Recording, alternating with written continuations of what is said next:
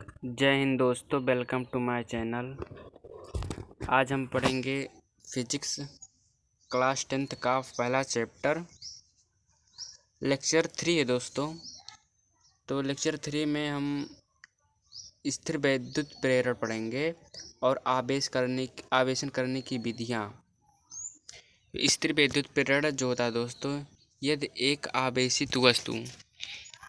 कोई एक आवेशित वस्तु है और एक उदासीन वस्तु के पास लाया जाता है, मतलब आवेशित वस्तु उदासीन वस्तु के पास लाया जाता है, तो वह उदासीन वस्तु के विपरीत आवेशों को आकर्षित तथा समान आवेशों को प्रतिकर्षित करता है। परिणाम स्वरूप उदासीन वस्तु की एक सतह ऋण आवेश तथा दूसरी सतह धन आवेश होता है। यह स्थिर वैद्युत प्रेरण कहलाती है। आइए दोस्तों समझते हैं कैसा है। तो दोस्तों मान लो ये एक आवेशित वस्तु है, ये एक आवेशित वस्तु है और ये एक उदासीन वस्तु है। तो आवेशित वस्तु के पास जो होता है, एक आवेशित वस्तु है, मतलब इसमें इलेक्ट्रॉन भरे पड़े हैं और यहाँ पर निगेटिव चार्ज उदासीन है। उदासीन वस्तु के पास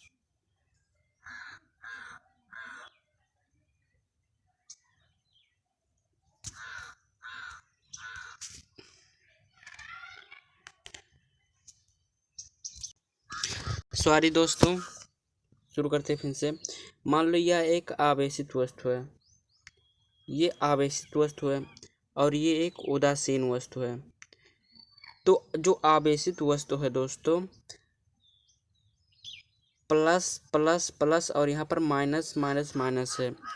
आवेशित वस्तु जब उदासीन वस्तु के पास लाया जाता है, तो जो आवेशित वस्तु होता है, जो सिरा मतलब उदासीन वस्तु के पास आती है, इस सिरा के विपरीत यहाँ पर चार्ज आ जाता है।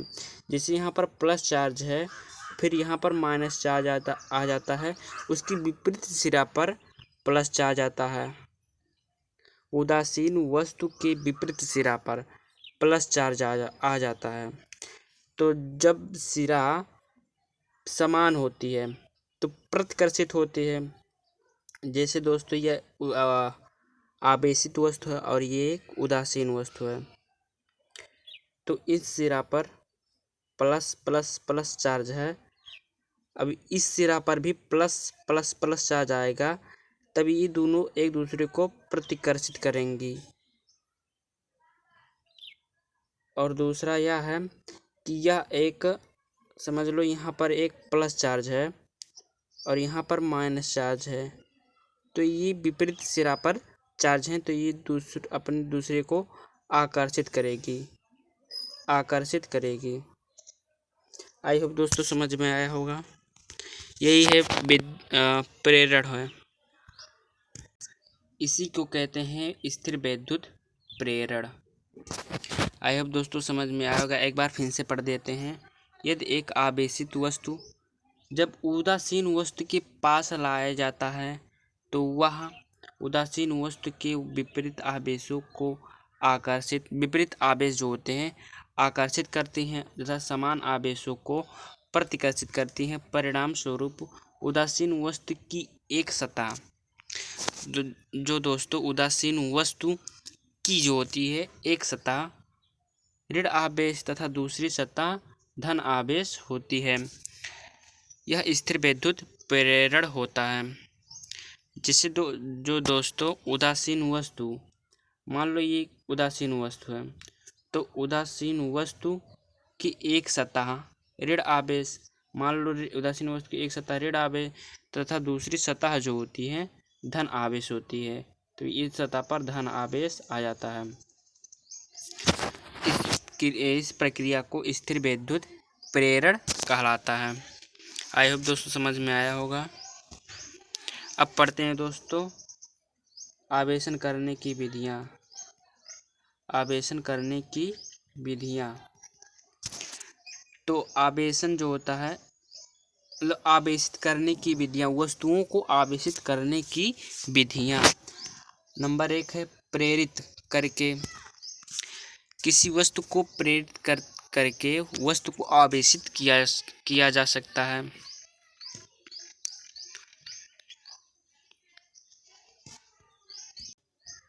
सॉरी दोस्तों, नंबर 1 है प्रेरित करने वाली वस्तु जो होती है ना तो आवेश प्राप्त करती है और ना ही आवेश खोती है। जो वस्तु प्रेरित करती है, जो वस्तु प्रेरित करती है वह वस्तु ना तो आवेश जो होती है प्राप्त करती है और ना ही आवेश खोती है। जो वस्तु प्रेरित करती है वह ना तो आवेश प्राप्त करती है और ना ही आवेश खोती है। इससे विद्युत आवेशन करने की विधियाँ कहलाती है। नंबर 2 पर है प्रेरित आवेश की प्रकृति सदैव प्रेरित करने वाले आवेश से विपरीत होती है। जब वस्तु आवेशन करने की प्रकृति सदैव जो होती है प्रेरित करने वाले आवेश से विपरीत होती है।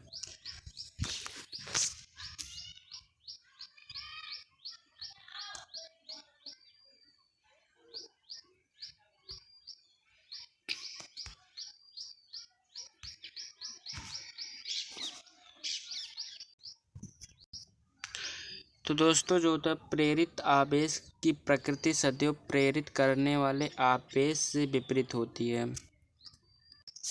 यहाँ पर थर्ड नंबर पे है प्रेरित आवेश जो होती है प्रेरित आवेश करने वाले आवेश से कम या आवेश के बराबर होता है, अधिकतम कभी नहीं होता है। जो प्रेरित आवेशन करने वाले आवेश से कम या बराबर होता है या अधिक नहीं होता है, मतलब या उसके बराबर होगा या उससे कम होगा, अधिक कभी नहीं होगा। 4th नंबर पर है प्रेरण केवल वस्तुओं में संभव है। प्रेरण केवल वस्तुओं में चाहे चालक हो या अचालक हो, सभी वस्तुओं में प्रेरण संभव है। तो सबसे पहले दोस्तों हम पढ़ते हैं चालन द्वारा आवेशन। चालन द्वारा आवेशन क्या होता है? तो चालन द्वारा आवेशन दोस्तों, मान लो यहाँ पर एक वस्तु है और यहाँ पर दूसरी वस्तु है। जब पहले वस्तु पर प्लस चार्ज है, पृष्ठ पर प्लस चार्ज है, जब इस वस्तु के पास ये दोनों लाया जाता है, जिसे दोस्तों यहाँ पर दिखाया गया है, ये दोनों अगर वस्तु लाएंगे तो इस पर भी चार्ज आ जाएगा, इस वस्तु पर भी चार्ज आएगा, तो यहाँ पर पॉजिटिव आ जाएगा।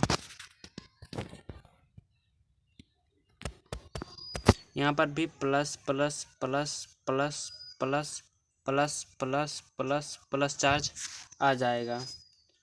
तो इस प्रक्रिया को चालन द्वारा आवेशन कहते हैं। जब इसको दोस्तों अलग करेंगे, आइए दोस्तों उदाहरण के रूप में जानें। यदि दोनों गोली की त्रिज्या समान हो, जैसे दोस्तों यहाँ पर गोली दिया है, इस पर जो आवेश 2 माइक्रो कूलाम है और दूसरे गोले पर जो है 0 माइक्रो कूलाम है, तो इन दोनों गोले को जोड़ा जाता है तो 2 कूलाम आ जाता है। 2 + 0 जो होता है 2 ही होता है। यहाँ पर टोटल 2 माइक्रो कूलाम आ जाता है।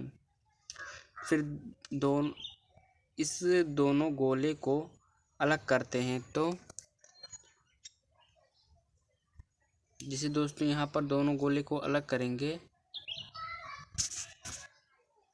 ये दोनों गोले हैं, ये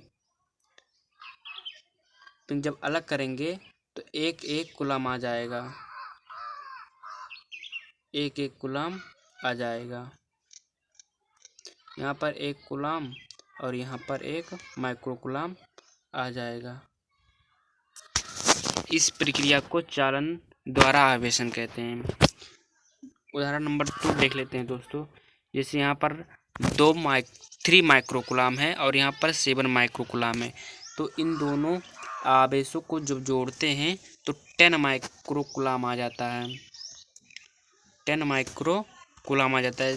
3 + 7 जो होता है 10 होता है, फिर 7 दोनों मिला के 7 कुलाम आ जाता है। जब दोस्तों इन दोनों को अलग करते हैं तो यहाँ पर 5 माइक्रोकुलाम और 5 माइक्रोकुलाम का 2 आवेश आ जाता है। इन दोनों गोले पर समान समान आवेश आ जाता है। तो इस प्रक्रिया को चालन द्वारा आवेशन कहते हैं। तो यह दोस्तों तभी लागू होगा जब दोनों गोलों की त्रिज्या जो होती है समान होती है, तभी यह लागू होता है। अगर दोस्तों जब गोली की त्रिज्या असमान हो तब क्या होगा? असमान हो, आइए देखते हैं। देखिए दोस्तों, जब गोली त्रिज्या असमान होती है तब इसमें क्या होता है। मान लो यहाँ पर दिया है एक गोली की त्रिज्या R1 Q1 है ये, तो इसकी त्रिज्या R1 होगी और इसकी त्रिज्या R2 होगी और यहाँ पर Q2 आवेश होता है, Q2 आवेश है। तो इन दोनों आवेशों का जब जोड़ा जाता है तो फिर इन दोनों को आवेश को जोड़ा जाता है, गोलों को जोड़ा जाता है, फिर अलग किया जाता है। तो फिर क्या होता है, ये दो गोले हैं, तो इसकी त्रिज्या R1 और आवेश Q1 और इसकी दूसरे गोले की त्रिज्या जो होती है R2 और दूसरे गोले पर आवेश होता है Q2 हो जाता है। तो Q1 + Q2 = कैपिटल Q आ जाता है। मतलब इन दोनों पर चार्ज जो होता है दोस्तों कैपिटल Q आ जाता है, कैपिटल Q आ जाता है, कैपिटल Q आ जाता है। जब दोनों गोलों की त्रिज्या असमान हो, मतलब पहले गोले की त्रिज्या और दूसरे गोले की त्रिज्या असमान होती है, तब ये नियम लागू होता है। जैसे दोस्तों यहाँ पर एक पढ़ते हैं, जैसे सिग्मा बराबर के व्युत्क्रमानुपाती होती R के, तो सिग्मा व्युत्क्रमानुपाती होता है R के और Q मतलब आवेश के अनुक्रमानुपाती होती है R के, मतलब त्रिज्या के। तो ये आ जाता है Q1 बटा Q2, Q1 बटा Q2 बराबर R1 बटा R2 हो जाता है। आवेश के अनुक्रमानुपाती होता R के, तो Q1 बटा Q2 बराबर R1 बटा R2, Q1 बटा Q2 बराबर R1 बटा R2। तो Q1 = क्या होगा, तो Q1 में दोस्तों R बराबर R1 बट्टा R1 + R2 into capital Q आ जाएगा और Q2 बराबर जो होता R2 बटा R1 + R2 into capital Q आ जाएगा। इन दोनों गोलों की गोली की आवेश क्या क्या होगा, तो जैसे मान लो यहाँ दोनों गोले पर आवेश कितना कितना है। जैसे यहाँ पर मान लो 2 कुलाम है और यहाँ पर 3 कुलाम है। इन दोनों आवेशों को जोड़ा जाता है। अगर त्रिज्या समान हो जाती है तो 5 आवेश आ जाता है। अगर त्रिज्या समान नहीं है तब कितना आएगा, तो यहाँ से रख के दोस्तों निकालेंगे। जैसे हमको Q1 का मान निकालना है, तो यहाँ पर R1 यहाँ पर भी, जैसे यहाँ पर त्रिज्या मान लो 5 है और इसकी त्रिज्या 7 है, तो 5 पहले गोले की त्रिज्या 5 है बटा 5 + 7 इंटू Q कितना दिया है, Q नहीं पता है, तो यहाँ पर से पहले गोले पर आवेश जो है 2 है और दूसरे गोले पर आवेश 3 है, तो 2 + 3 5 हो जाता है। तो यहाँ पर 5 लिख दो, तो 5 से 5 कैंसिल, सॉरी दोस्तों कैंसिल नहीं होगा, तो 5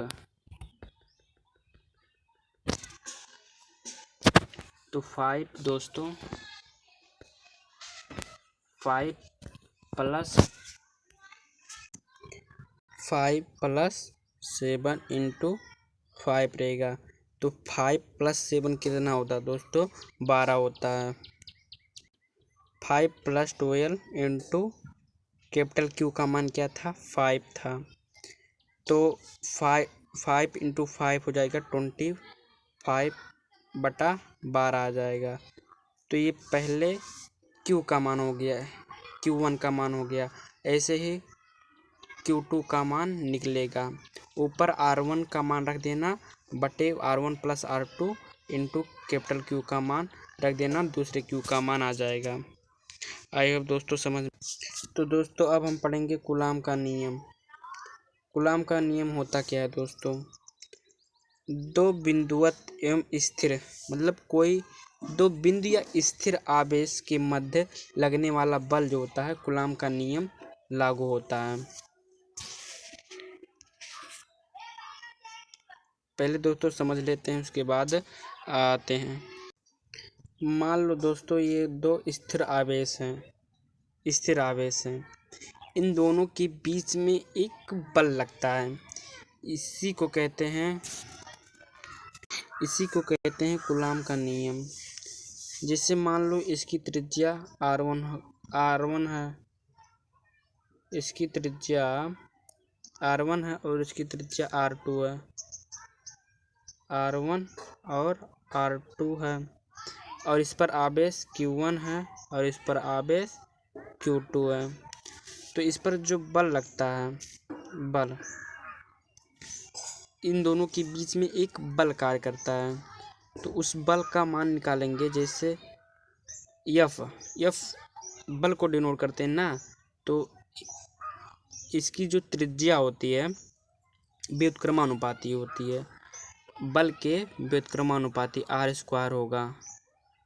और आवेश जो होता है F के अनुक्रमानुपाती होता है, Q1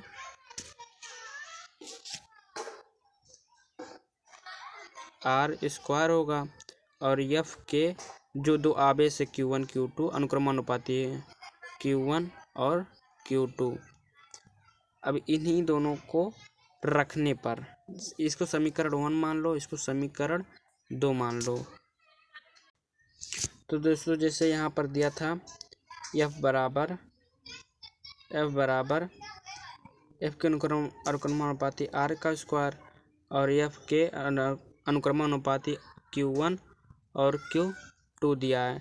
तो इस आ जाएगा, अनुक्रमानुपाती हट जाएगा तो दोस्तों बराबर का चिन्ह आ जाएगा। यहाँ पर K Q1 Q2 बटा R² का चिन्ह आ जाएगा। यही है कूलाम का फार्मूला, यही है बल।